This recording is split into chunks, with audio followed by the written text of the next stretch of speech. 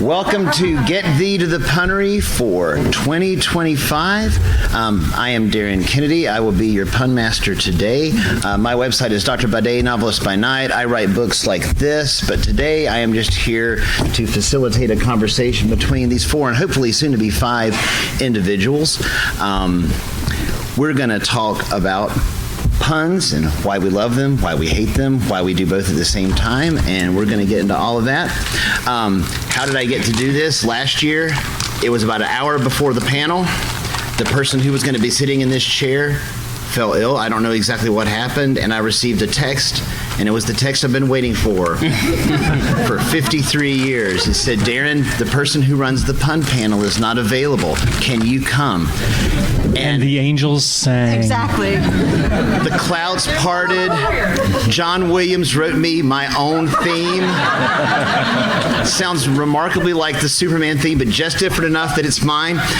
And I wrote a quick little thing, came down here, and we had a lot of fun. And I'm hoping that we have a lot of fun today.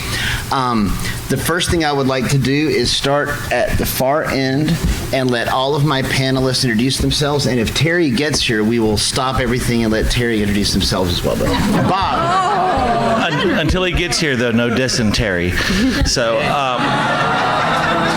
I am Bob Magoo. I'm best known as the author of the Jubal County Saga, which is about a redneck wizard with a crippling meth addiction. And I'm somewhat known for bad jokes.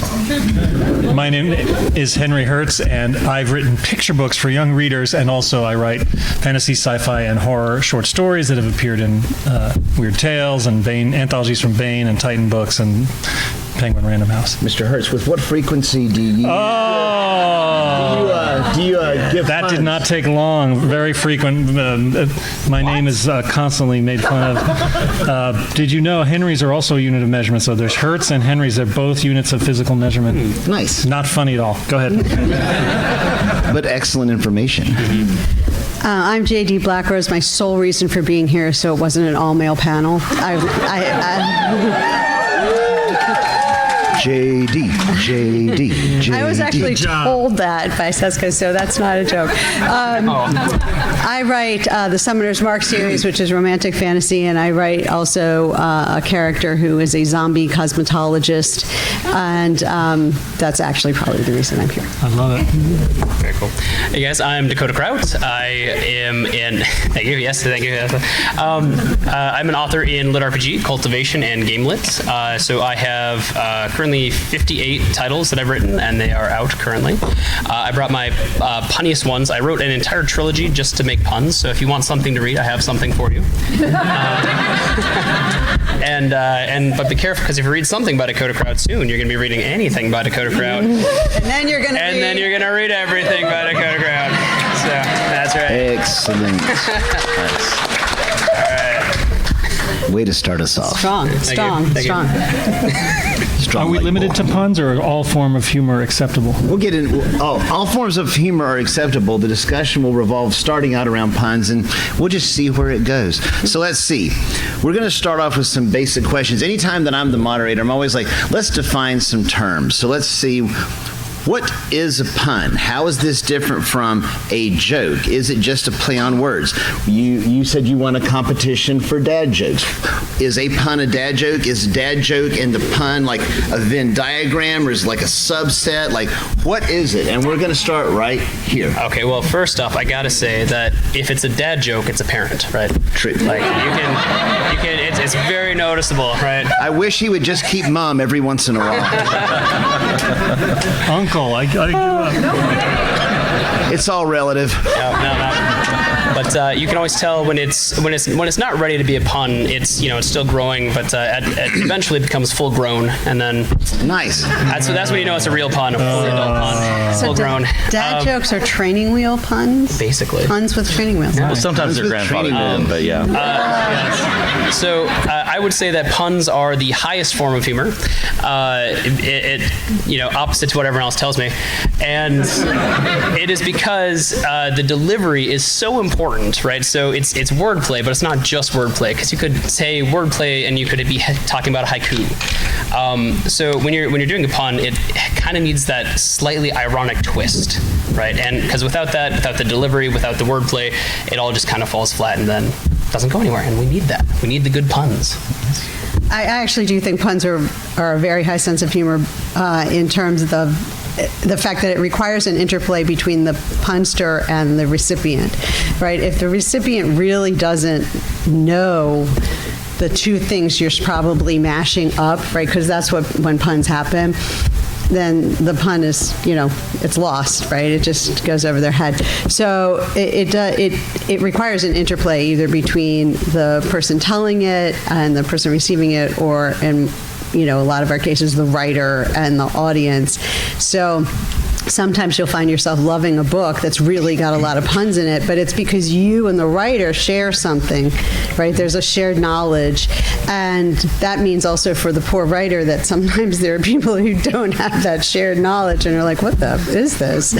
So, I'd say that's true of most forms of humor. If they don't get it, they don't get it. But But you think it's funny.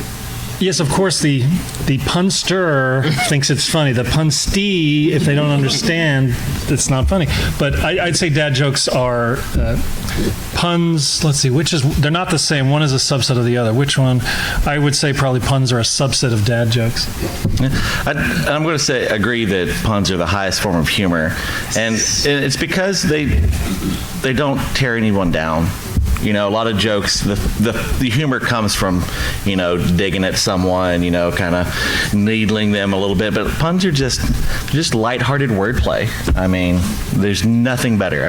All day we talk to people, and talking to someone, making them groan in abject pain. Is there any higher pleasure on this earth? I don't think so. What I was going to add, and it kind of dovetails perfectly on that, is with a pun, it's a joke where it's funny and it's also terrible, but the groan is a feature, it's not a bug. Right. And to a person who enjoys doing puns, to get a laugh is nice. To get a groan is somehow better. Soothing, yeah. And if you get both, they're like, ha ha ha. And then it's almost like they're screaming, I hate myself for loving you. Because you're like, yeah, you do. Because you thought it was funny and you don't want to, and I got it. So there we go. I'm a frequent victim of Darren's puns. So Beneficiary. Beneficiary. Indeed. All right. So as our panel description, as we discussed last year and this year, what is it about this particular play on words, like saying something that means two things at the same time? Why is that even funny? What is it about it that is funny? And what makes it unfunny? Why do people go, ah? What is it about it that makes it that way? And why do they elicit the yin-yang of simultaneous giggle and groan? Why are they terrific and terrible at the same time? And this time we're going to start with J.D. Blackrose. I don't know. I think there's a magic to puns, Sometimes you make the same play on words to one person and they stare at you blankly, right? That's what I was trying to say before. And the next time you'll make the same word play with somebody else and you'll get the great reaction that you were just talking about. And I think it has to do with the shared understanding of the two things you're mashing up. So I can't say I actually have a good theory behind that other than the interplay between giver and receiver. Dakota. Sure. So I would like to say that. So I write books that are adventure. There's lots going on there, and with a lot of the time, what happens when you're reading books is that you have this author who's likes to take themselves very seriously, and so they build tension and then they pop it like a balloon, and it's like, whoa, this huge release of stuff. But with puns, what I like to do, I like to write escapism, right? So I like to write books that people enjoy reading, but they still get the same fun and adventure that they otherwise would. So I like to say that puns are the ways to take that tension balloon and let it out like a whoopee cushion instead of like a big pop. So they'll come in and they will have this experience where they're getting very tense, they're getting very excited, and then they just have this release of laughter and humor instead of like this huge dopamine crash. And so that's why I love puns, is because it lets me kind of guide the audience along the emotional roller coaster that I'm trying to get them on. You said whoopee cushion, and this woman made such a face, like, whoopee cushion. Yeah, exactly that one. Like, woo, Nothing's funnier than bodily functions. I would add that I like puns, and I think what I especially like about puns is the intellect, right? You need to have the vocabulary to find two things that either sound alike or mean, something to play off of. And they're often funny for me because they're just completely opposite of what you expect. The two different meanings are completely misaligned, and that's funny. So, like, if I say he's a suppository of knowledge, that's funny. They're also good in literary works for. Obviously, they're good for humor, but they're also good for changing the tone. You want to transition from one tone in the story to another. The hero is in a bad way, and they make a joke of any sort. It can kind of like help diffuse things for a little bit. Like I'm not talking about. It sounded like you were talking about, the release of tension from there's a battle and somebody dies. I'm talking about just there's a mood, and it can change the mood. It doesn't have to be as severe as life and death. I think, gosh, I hate to take this seriously, but there's why mysteries are so popular is because they allow people to use their intellect, and when they hit that end and they see that they have figured out, or that they can see how it all came together, they feel rewarded, right? They feel like my intellect has gotten me to a point, and they feel good. They get that rush. And puns are the same thing. Y'all won't acknowledge it, but you get a little thrill when you figured out the dumb wordplay, and it allows you to feel a rush of like, hey, okay, I am smart. But then the self-loathing sets in. It's like, oh no. So I think it's kind of that same thing. It allows us to feel smart for a moment, either as doing it or receiving it. And is it really self-loathing? I don't feel any self-loathing. I think I don't think it is. I think it's all an act. Secretly, y'all all really love them. I know. That's why I keep doing them.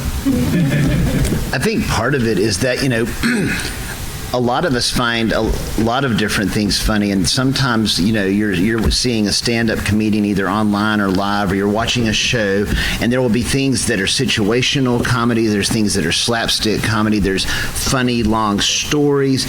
And I think what it is a lot of times you've sort of agreed, okay, I'm going to listen to this story, and then I'll decide at the end if I think it's funny or not, or I'm going to watch this show and I'm going to see whatever it is. But with a pun, they go ha ha, and so they have like their rapier of whatever and going cha-cha, and either you block it or you don't. So it's maybe a little bit of a, hey, I didn't agree to be part of your humor, and they're like, tough. Too late. So if they receive that and they're mad about that, they need to work on their blocking fundamentals. Indeed. Yeah, so not to pontificate, but I would say that part of the appeal for me of the pun is if you deliver it dryly, if they don't get it, there was never a pun. It never happened, right? Mm-hmm. They don't get it. You didn't embarrass yourself by giggling at your own pun and not being joined. So you just drop it on them, dry delivery, and see what happens. Schrodinger's pun. It's only a pun if they find it funny. That's right. Exactly. Otherwise, it was just a sentence. So you need some social lubricant to stop your dry puns. Oh, wow. And we're going down.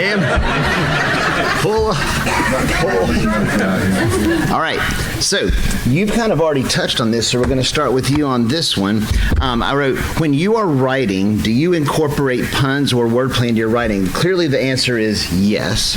And give examples. And then what, for each of y'all, is the difference between a spoken pun that's done in conversation and trying to do something like that in your writing, where you're hoping, like, I've heard that books are a form of telepathy, because basically you can read Charles Dickens' thoughts from over 100 years ago when you read A Christmas Carol, and his thoughts are speaking directly in your mind, and you're hallucinating everything he imagined. So we're trying to do the same thing when we write stuff. So you're hoping that your little wordplay of humor hits similarly, but I'd be interested in hearing what everybody has to say about that. Sure. So I write not only just entire books, but entire series to make a pun at a time. If anyone here has read any of my books, you have many examples coming to mind, I'm sure. So everything from marketing to writing the book to how I finish the book. So typically, whatever the title is of my book is how it's going to end, but I always end it as a pun. So, for instance, I'm so sorry about the spoiler here. I have a series called Completionist Chronicles, and I'll give you one of the earlier books, but I have a book called Regicide. Thank you. And so, like, at the end of that book, as a total spoiler, he kills a guy named Reggie, right? Yeah. There's the grown love and joy. So feed on that. I hear that guy was I do. It feeds my soul. Thank you all. So many times. We're like humor vampires. My favorite reviews on Amazon and Audible and all these places are like, hey, I had to put the book down halfway, but I had to come back and finish it. So nice. I love when they had to physically set it down and walk away and take a breather and then come back. Just really get that enjoyment to last and savor it. I had the Zombie Cosmetologist book is just sort of like, it's funny. I'm just going to tell you, it's funny. But it's broken up into 4 novellas, and everything had to be a play on words for crime and cosmetology, because he has to solve a murder. And so the first novella is called Pluck and Cover. And the second one is called Hide and Chic. And the third one is Cut and Dyed. And the fourth one is Pose and Cons. Sorry. Ooh. And that's so good. And the anthology is? And the whole thing together is called A Wrinkle and Crime. Thank you. I worked so hard on those, I had I'm not as quick as these guys, but I had pages and pages and pages of because they also had to be all 2 words, right? Like hide and chic, 2 words, like phrases and sayings, trying to figure these out. And I think part of what people like about that is it's almost like there's the little tiny joke, but when you look at it all together, it's like the bigger joke. You see you see how it all goes together. And my audiobook narrator told me just recently, the books are done, and he told me, it's Ryan Reed from Sound Booth Theater, if anybody knows. That's great. And he's fantastic. And he told me that it took 2 minutes of audiobook narrating to get to the end of one joke. And I was like, well, he's like, you really worked for it. I'm like, that probably should have been cut. That was probably a no business being there, but I liked it so much that I kept it in. So you have to, sit through that kind of humor. So I think it's, again, it's partially, I loved when you did that thing with your book, Something, Anything. That I love when you can sort of see the humor over a series develop. J.D. Blackrose, would you then say that the 4 titles of your really successful books are all puns and you love them for that? Is that what you were saying? Oh, no. This is a trap. This is a trap. Let's take a vote, y'all. All right, let's see. Who thinks that J.D. Blackrose's books are all pun titles and that's part of what makes them successful and she loves them? Yay. It's a trap. All who say nay? It's a trap because this is. We're going full Admiral Akbar here. It's a trap. This is when I say, because usually I'm like, no, Darren, no, just no. And so she loves puns. She just won't admit it. I do. All right, Henry, I'd like to hear your thoughts. Sure. Just out of curiosity, because I've never read is it just the titles that are puns, or are there like every page in there is puns? Oh, you're going to find many, many puns. Okay, so it's throughout. So it's puns. I've written short stories and novels never saturated with puns, just light sprinkling, except my picture books. Some of my picture books have a lot more puns. I have one that's literally called Good Egg and Bad Apple. These are anthropomorphic foods. Excellent title. And they're very good. The thing is loaded with it. Now, it's appealing. I like the yolk. Exactly. You guys are getting it. There's a lot of good stuff in there. I really like the yolk you're making. Fruits of my labor. So now I also love idioms. I just find idioms hilarious. Some of them are really funny, especially the Yiddish idioms are also funny, but English ones. And you can combine, if you can do an idiom that also leverages a pun, that's the highest form of art. So Yiddish is funny just in and of itself. It sounds funny, but I mean, I'm talking about the translation. Like there's one, don't worry, it'll heal before the wedding. That's an idiom. Wait, I'm sorry, Bob, I want to go. When the morning of my wedding, I cut myself and I went, aha! And my mom was like, what? I was like, you cannot tell me it'll be better before my wedding. Oh, you knew. Nice. I had waited my whole life. That was a deep cut right there. Oh, nice. Nailed it. Nice. Sharp. One of my books, this is a spoiler, and I don't care because this is the peak of my craft. I wrote an entire novella based around a pun, and a djinn gets caught and imprisoned in a bathtub. It was a bathtub djinn.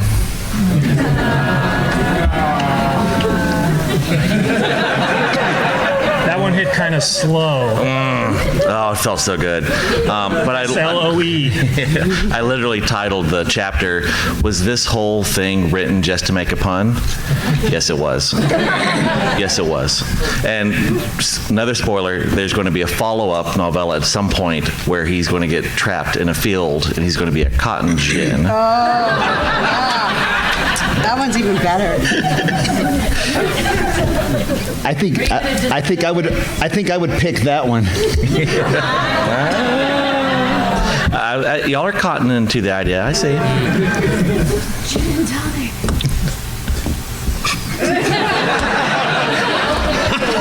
Look, I write meth books. It's already bottom of the barrel.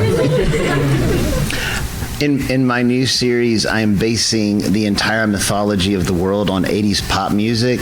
And so my elementals are literally Earth, Wind, and Fire. And then I was like... So then I was like, well, who's going to be my water elemental? So her name is Violetta because she's Purple Rain. I love the genesis of this. Does that one come out? Does that one come out when September ends? Indeed. Okay. It's actually Green Day. So I read, alpha or beta read all of these books, and there were many puns that I didn't get. And I felt bad. Most of them I got, but then I would have to ask Darren to explain them to me. But that's my fault because I don't know all the 80s lyrics. That's a benefit, though, of as the author. If they don't get the pun, you don't have the embarrassment of them, you don't know that they didn't get it. One of the interesting things is when you write stuff, and I guarantee you, everybody, we're gonna go off topic. You write all this stuff in, and no reader will ever get 100% of what you put on the page because our brains, we probably don't know 100% of what's on the page because your brain just makes weirdo connections, but I probably don't know some of the ones that are in my own book. And sometimes I find things funny and I think, oh, Darren really meant that, and you're like, oh no, I was just writing. That was just me being me. So what do you think of one that you've put? Think of one. I was give examples before. Think of one that you've put in your book that you're especially proud of? And we'll start with Bob, other than the gin, sort of in the same vein. So this is actually the first time I ever started. This goes way back. I was in high school, and the first time I ever started like kind of taking writing seriously, I would write one-page stories that all ended in a pun, and my teacher hated them, but then I found out she was sharing them around the teacher's lounge. There's the love-hate relationship. Yeah, right but there. my favorite one that I wrote was it was about Frosty the Snowman. That after the movie, he entered a life of crime and became a drug dealer and was gunned down. And now that he was dead, he didn't stand a snowball's chance in hell. And that was when I. And that's the one you're proud of? It set a path. It set a path, and now I'm here. It has a snowball effect.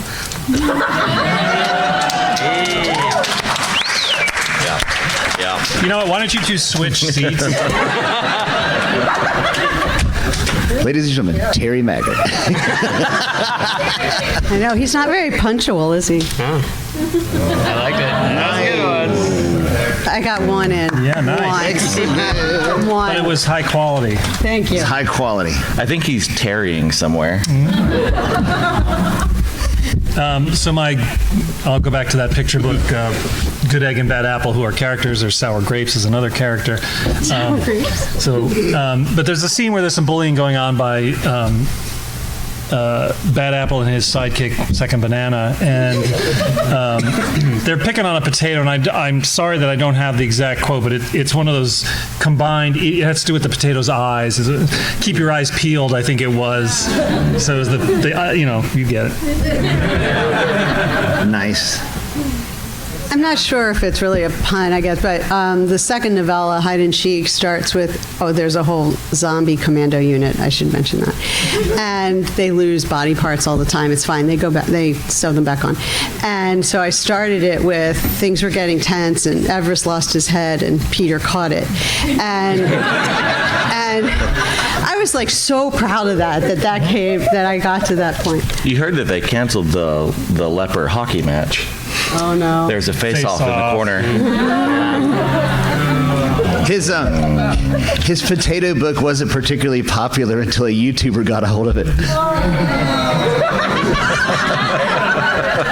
Well done, sir. A YouTuber. That was funny. It's the spontaneous jokes that are the best. That was funny. Dakota, go. Sorry, I was trying to think of things for him for that. You can do that too. So was it a YouTube commentator, or was it? Nice! It's a double. That's a double play on words. Perfect. So so I had one where in my series Completionist Chronicles, which is loved by at least hundreds, is read by 5. So there is one part early on in the series where the main character Joe is down deep in the salt mines, and he finds a mini boss, and it's a vampire. Terry, right? And then there's a giant made of salt, so he's like, a little golem walking around. And he's a Russian guy, so his name is Os. And so then he has to, defeat Os, Salt, and Bat Terry, Nice. Yeah. Commentator was quick. Thank you. I like commentator. I like that one too. All right.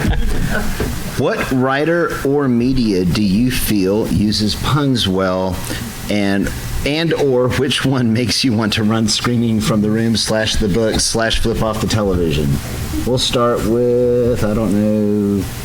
Raise your hand if you got a good one. I don't know. We'll start with Henry. I mean, most of the stuff I read is sci-fi fantasy novels, and so they're generally not pun heavy, they're not humor heavy, but one that I'm thinking of that does use them, especially as the series goes on, is Kevin Hearn's Iron Druid series. It's urban fantasy. And he's got a telepathic link with the Iron Druid character, has a telepathic link with his dog, so they're going back and forth, and there's often some wordplay or some winks at pop culture references, the Padawan term, for example, from Star Wars. So that's kind of fun to he tosses it in there. I think he goes a little too far with it. Like, I think it's like a spice. You put some on, it's good. You put too much on, and it's distracting. Their relationship is rough sometimes. Bob. I mean, Terry Pratchett. I mean, he's the GOAT when it comes to fantasy humor, I think.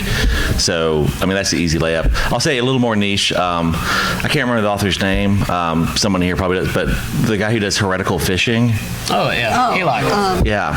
So many just delicious puns in those books, especially like earlier we had a fish-based pun, and so there's a lot of that in there. And I really, when I discovered fish-based humor is when I knew my life had purpose. So I find my fish puns often flounder. I thought that joke kind of tanked myself. All right, I'm glad we're all caught up now.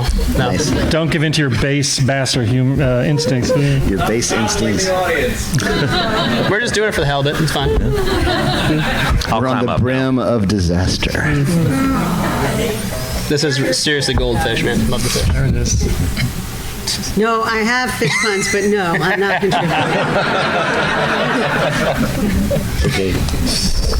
What is your, in the media or book or something that you either love or you're like, I can't think of a great example right now, but sometimes country music lyrics, some of the best writing actually is in country music lyrics. And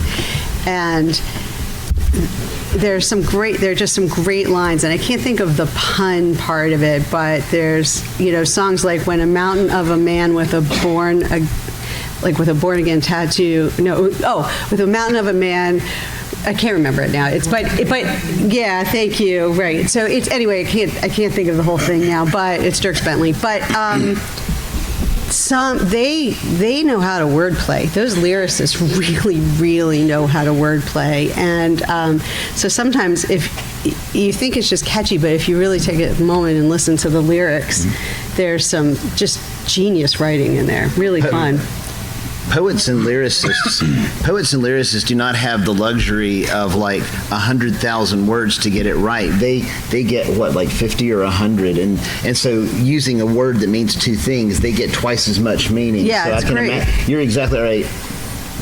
I really enjoy it, but you have to listen. Like, you have to sometimes watch on your phone with the lyrics going by, so you get it, because it goes by fast. Heard that. Fantastic. So I'd say probably 20 years ago, my introduction to puns in writing was with Piers Anthony. And so the Legend of Xanth and stuff like that. And it was just everything was a pun. Like the rivers, the skills, the magic, the people, like every little thing was a pun or play on words. And what really sticks out to me was, because it was all based in Florida, where he had the Kissimmee River and then they pulled the S's straight, and then if you drank out of it, you died, because it became the Kill Me River, right? And nice. so just like things like that, where it's just like snappy, super fast throughout the whole series. So that was my introduction to puns in literature, probably. Same. He also, my favorite one that stuck with me to this day. Those books have not aged well. Let me be very clear. But I think they went into a cave, and there was the back half of a cat mounted on a wall. It was a cat ass trophy. Had to run. So, I mean, there's also, should we talk about the difference between, putting it in writing, you have all the luxury of time. You can think about it versus boom, right away. Punning in person, in real life, you got to be much faster, which makes it more challenging. Are you saying you're better than I am?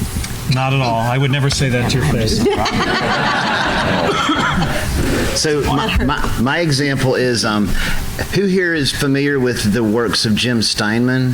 He writes most of Meatloaf's music. He wrote Celine Dion's big song. He wrote Total Eclipse of the Heart by Bonnie Tyler. His lyrics, they're not funny puns, but they're still puns. And I was looking up one of my absolute favorites. It's from Man of Steel, which is on a later album that a lot of y'all probably don't know. But and I fall apart at the seams. It seems that I'm always falling apart, and I just love stuff like that where and with a lyric in a song, one thing that you get is that you get to do sound. They're sound alikes. They're almost the exact same thing, but they're not quite. And I always have just really respected that and thought that was a lot of fun in his song lyrics.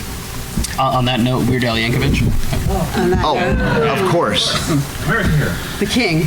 No, but that's a really good point that not all puns are intended to be humorous, but they're still clever. I got to meet Weird Al back just a few months ago at a GalaxyCon in Columbus, and that was cool. Sorry, aside. Let's see. Going on the lyric thing, and I was like, I don't like country. No offense to those who like country. I can never get into country, but I love folk music. And Culture Wall, one of my favorite lyrics, he has a song, Singing on the Blacktop. And the line is, coyote chewing on a cigarette. And the next line is, pack of young boys going howling at the moon. But it's two different thoughts, but it's, cigarette pack tied together. So clever. When lyricists do that, they do it so well. Like the whole end of that line I was trying to remember is, they ran outside, hood sliding like Bo Duke, what was I thinking? And I just remember thinking, someone worked in hood sliding like Bo Duke into a song. Like General Lee, it is hard to work the Dukes of Hazzard into a joke. But these only work in writing.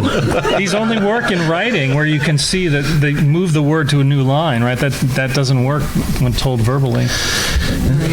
That's definitely something that's been a challenge working with audiobook narrators, because a lot of the times the puns I'm making end up being like the spelling of the word, but you can't hear that when you're in there doing the thing, and so they can sometimes give you just the most terrible delivery, like, and it's just like, oh no, that just made that sentence awkward instead of a pun, You just need to spell it out for them.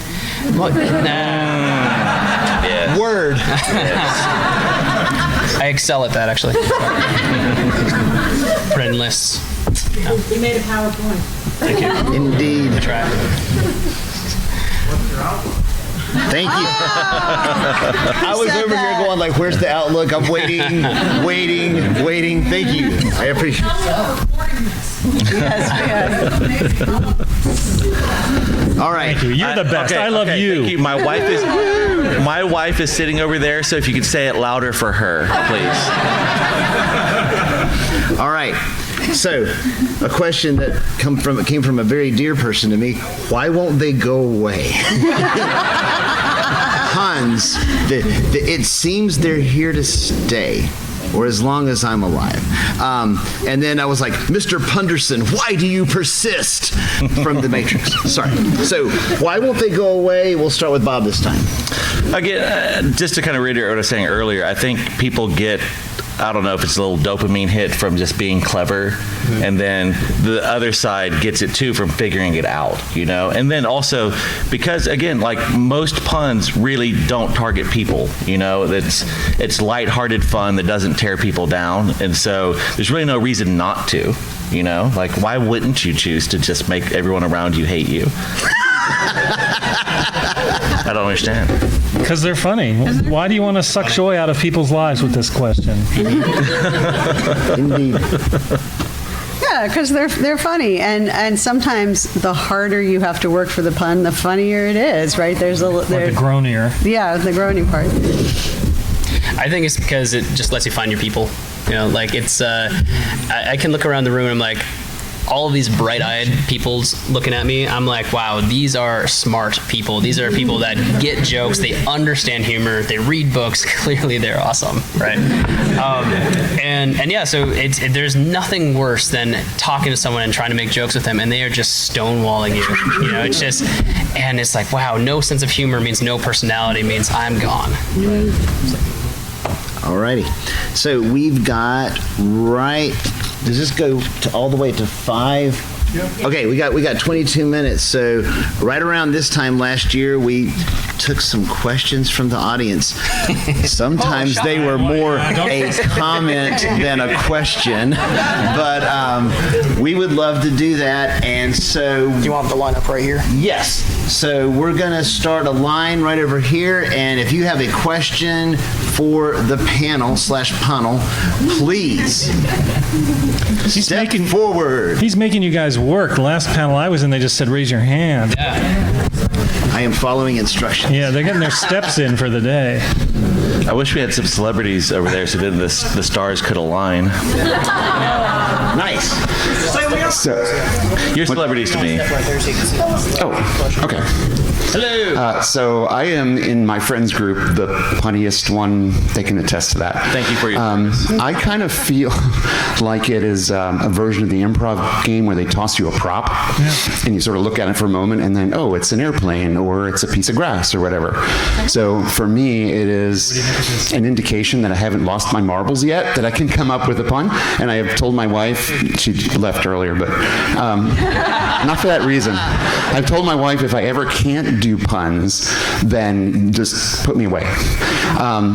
But I'm also very thankful for this pen, because now this pen, I have a fidget spinner, and I play with the words, so I'm a fidget punner, I guess. Nice. So in his life, whose line is it anyway? He's living it. He's living the dream. Would you say that is the pinnacle of your humor? That's one way to spin it. All right. Oh, I'm sorry. Okay, I am not going to do what he did, because I am more of an appreciator of pun humor than I am an actual purveyor of it. So I just wanted to know, because you were mentioning places that really delighted you with regard to punnery. And I was just wondering what your opinion of the classic The Muppet Show is. Because it seems to me... You mean my favorite show ever? What? Because just absolutely, I mean, Mike Osnowitzi, so you're the telephone pole. Great. I mean, Statler and Waldorf are the best. yeah. Very good.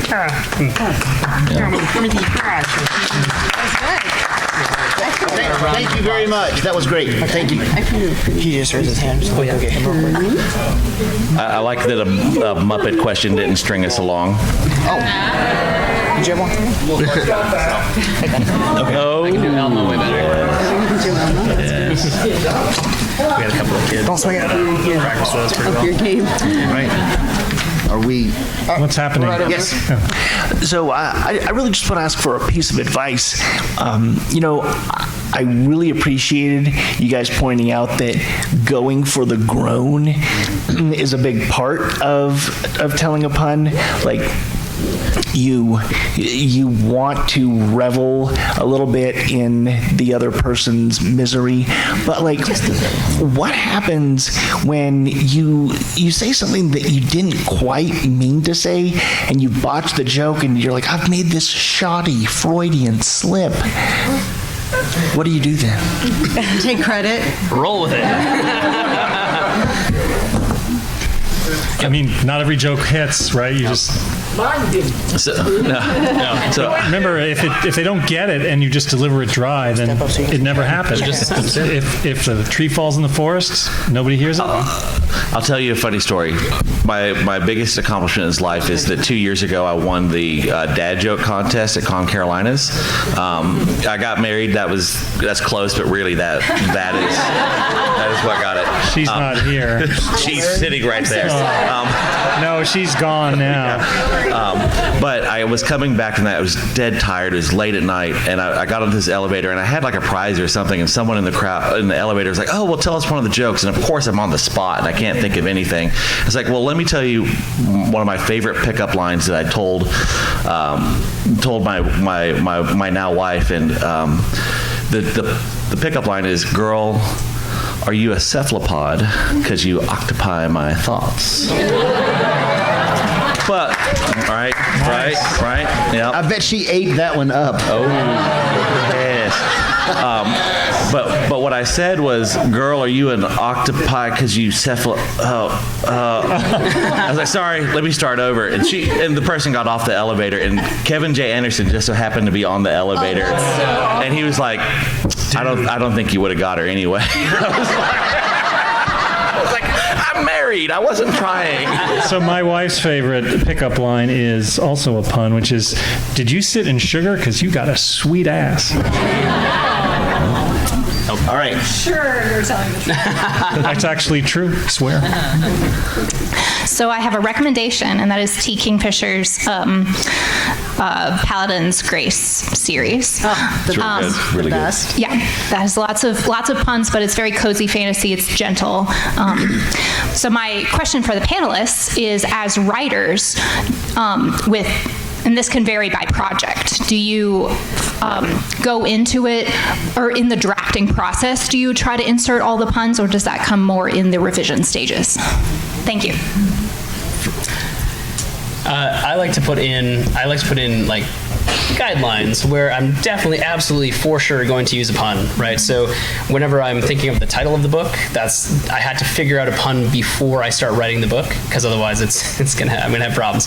But otherwise, throughout, it's like, hey, how can I use this as a callback, or how can I use this to open a loop and close a loop later? And so if I can put in items or things that are pun-based and then bring them back later, so I actively try to do that ahead of time. But there are plenty that just show up. I've had some of my best merchandise from accidentally incorrectly typing something. Like, I was like, oh, it's all good, and it came out, it's all goose, and I was like, all right. Well, guess what? It is all goose, and it always has been. He's such a maverick. That was Top Gun, by the way. Crash and burn. Tough pun. Take a bow. All right. My answer to that was, for chapter titles and stuff like that, like every chapter of my 80s books is an 80s song, but I'll take the title and twist it to mean something else. So chapter titles and stuff like that, I usually have those planned big time, but the word-to-word ones are the ones that I'm just writing, oh, that would be funny. So it's a little bit of both. Did anybody else have a good answer for that one? I already told you I planned all the chapter titles, like that was like work. So yeah.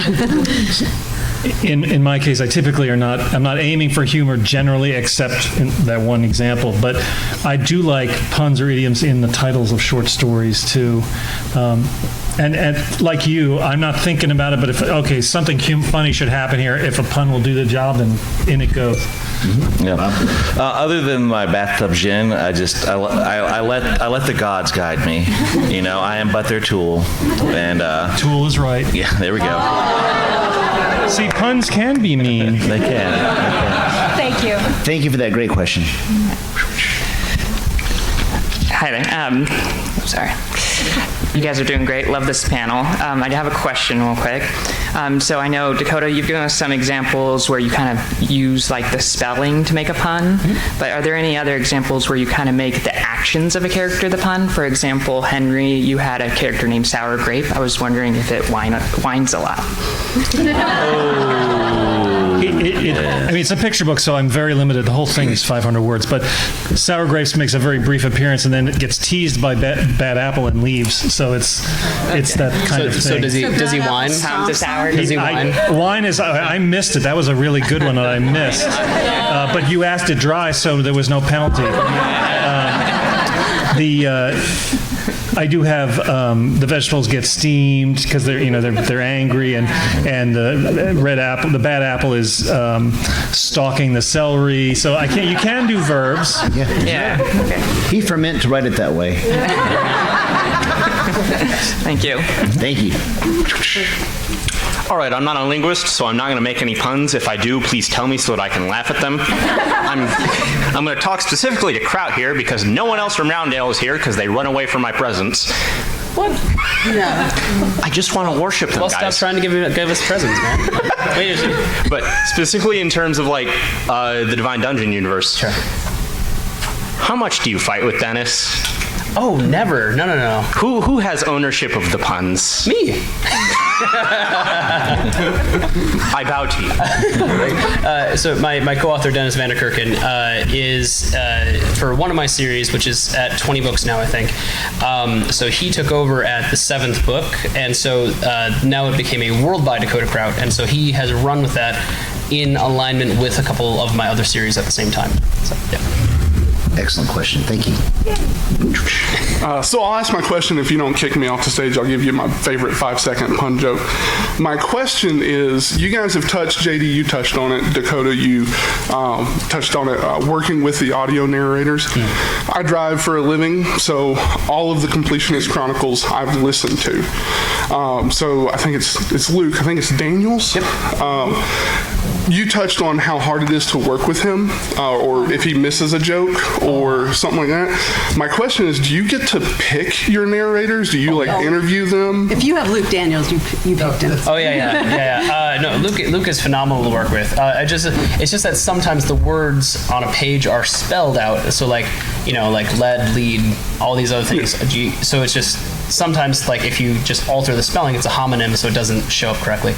Luke is fantastic. So never take that anyway. But he's just fantastic. I always get to pick my own narrators. I'm self-published, so I own, and then from there I own my publishing company. So it's still just me self-publishing, but everyone else sees it as a business. And so it's just me now also self-publishing other people. So so we get to pick every step of that process. But one of my favorite parts is listening to his outtakes at the end of the books. I love it. So good. Do you love it when he curses me out? Yes. Me too. Just to answer the broader question, if you're traditionally published, typically the publisher will select, because they're paying for it, they will select the narrator. So the advantage of indie publishing is you're paying for it, so you get to pick the narrator. And you look like you're about to walk off. If I don't get that 5-second joke, I'll be... Yeah, come on. Termite walks into the bar and says, "Hey, is the bartender here?" Thank you for that. Thank you. Nice.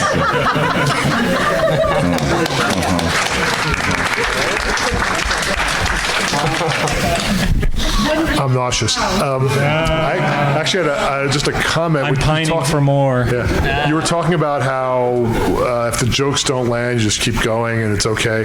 And I was thinking, all the old Looney Tunes cartoons from the 40s and 50s stuff, there are a ton of cultural references in there and jokes that we youngish folks don't get because we weren't around and didn't get, and they go right over our heads, but the cartoons are still funny. I'm thinking one of the big ones I know is Foghorn Leghorn is based on a contemporary comedy character that an actor used to do called Senator Cleghorn, who talks just like, and the people seeing those cartoons at the time would think, oh yeah, it's funny, Senator Cleghorn, play on him.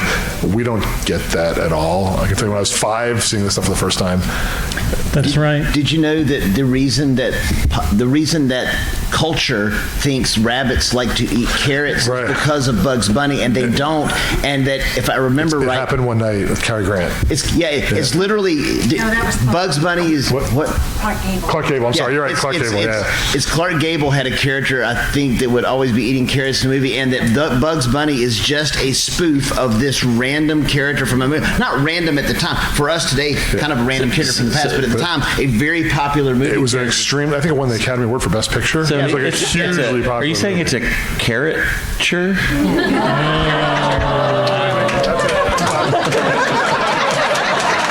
That's the beauty of, think about the TV series Batman, the really campy version.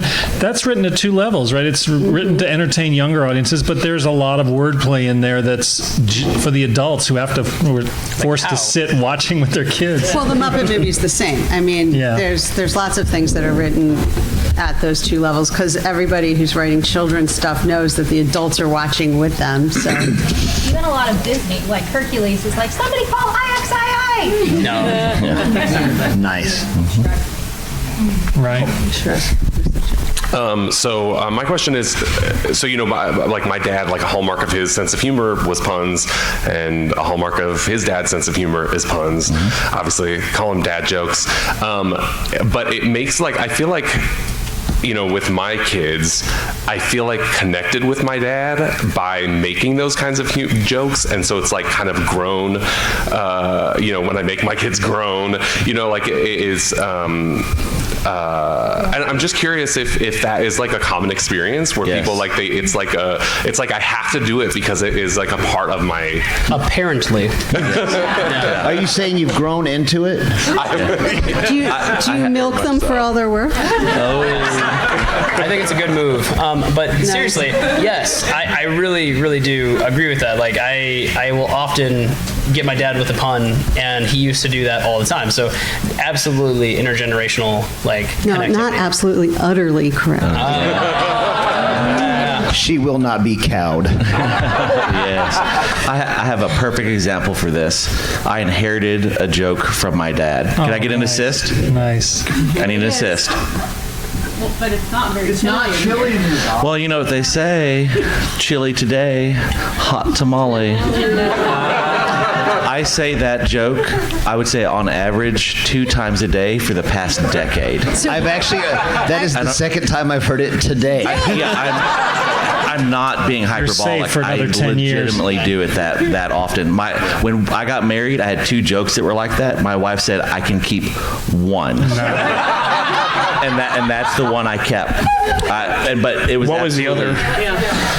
This is so Really? grade school. Every time she said that she would have a headache or something like that, it's like, oh, oh, your head hurts? Does your face hurt? Just that grade school humor, and she'd be like, the first time she's like, yeah, why? Oh, because it's killing me. That was the correct one to drop. No, so grade school. So yeah, she hated it, so I dropped it. One of the great realizations of my adult life, you know how they say that all the Romance languages used to be Latin and then they became French and Spanish and Portuguese, that my dad's sense of humor and my sense of humor are like Spanish and Portuguese. They don't quite seem alike, but they come from the exact same place. And when I realized that, I was like, oh, I was simultaneously like, oh, and oh. Because my dad's funny, but not in the way that I'm funny, but yes, in the way that I'm funny, if you think I'm funny, which is subjective, I guess. And that is my answer to your question. There's no wrong answer. Remember, to err is human, to forgive bovine. Nice. Joke cheeses me. My dad, another thing I inherited from my dad was a love of maps. He collected maps his whole life. We had drawers of maps. And at one point in Montgomery, there was a restaurant opening. Y'all will appreciate the name. It's a 24-hour fish restaurant called Caught All Nighty. And so when they had their grand opening, the first 100 people who showed up would get an atlas. And so we went there, we were in line, and we were like 101. And so my dad was so upset, he's like, please, could you just dig around the back? Can you please find one? And they came up with one. And my dad was like, free at last, free at last. Thank Caught All Nighty, free at last. That's his origin story there. This is where they were holding it up for Atlas, not Atlas holding it up. That's like a literature pun joke. That was what? That was mythic. So you mentioned inheriting jokes from your dad, and I realized I also have one. I only make dental appointments for my entire family at 2:30. It has to be at 2:30. When my dad finishes any meal, he always goes, I certainly enjoyed the little bit I ate. And so now, literally every time we finish, I always ask my dad, Dad, did you enjoy the little bit you ate? And he says, I did. He doesn't even have to make the joke anymore. So give me one of these. I got to give some dad love today for the dad jokes, right? What you got? All right, there's not much time, so I'll drop this quick. Sometimes when you're making the jokes, and JD had mentioned this like very early on in the panel, that folks don't get it, but about when your puns bomb. What is one of your favorite puns that you made, but your audience just didn't get it, or somebody particular didn't get it? I don't understand. One? I don't understand.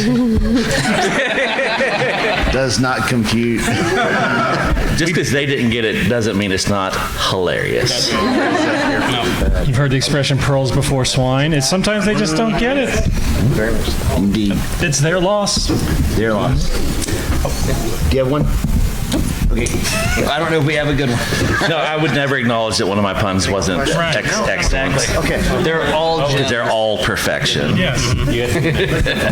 Okay, so funnily enough, every language has puns, or most languages do. Are puns something fundamental to the human condition, or are they some kind of punishment for new language acquisition? Thank you. I think all of the above are true. So it's Okay, I have a observation and a comment, not really a question, but I do notice that it comes in couples. Like there's always one couple that's the punnery, and the other one who does the groan. And I think the groan is just that they didn't think of it first. My wife would disagree. I like this theory. All right. That's gonna be it for the official time, but I do have 2 books to give away from Shadow Alley Press. Shadow Alley Press. Sorry, 54-year-old eyes just don't see up close anymore. So, who has come from the furthest away? Let's start with Texas. Who has come further than from Austin, Texas? Worcester, Massachusetts. Well, here's one over here. Detroit. Detroit. No Germans in the crowd? New Hampshire. Well, good. They're the worst. What? See, they can't. Barbados? Barbados wins. I think Barbados wins. All right. Do you want discount Dan or do you want audit team 6? They should get Barbados of them. Discount Dan? Yep. So, Barbados, Georgia, or like Barbados. Right. And is anyone's birthday today? Who has an August or September birthday? 3rd. 4th. August 22nd. 16th. 8. 26th. We're getting closer. wait, which month? Anybody bigger than 26? 28. We're almost there. Anybody closer without using Price is Right rules and going into September? Is it like the Price is Right if they go over? If they go over, it's all right. That's the Price is Right rules right back here. You get the book. So we're going to speed through. All of my panelists are going to say where you can find the later. Go, Bob. At 7 o'clock, I'm on the Urban Fantasy track for humor in urban fantasy. Woo-hoo. My next panel, just find it on the app, but you can find me online with my name, henryhertz.com. Make sure to rate the app, by the way. My website is slipperywords.com. I have the biggest bookmarks in the world here. Anybody wants one? They're huge. It's almost life size. Size does matter. And at 5:30, I'm going to be right over there. That's EF talking about mastering wibbly wobbly, timey wimey stuff. And T. Kingfisher is on that panel. Nice. Good. Hi, I'm Dakota Kraut. I have lots and lots of books, and you can find me anywhere books are sold. So, ebooks, audiobooks, paperback, if you want them, at mountaindalepress.com otherwise. And then I also brought 30 books to give away to anyone who wants them. So just after this, and I brought a stack of them specifically that I co-authored with James Hunter, who is the owner of Shadow Alley Press, to fit the theme of the room. Nice. All right. And I'm Darren Kennedy, and thank you so much for coming to Get Thee to the Punnery. I might be back next year, but rate us in the app. If you want a redneck meth wizard sticker, I'm going to leave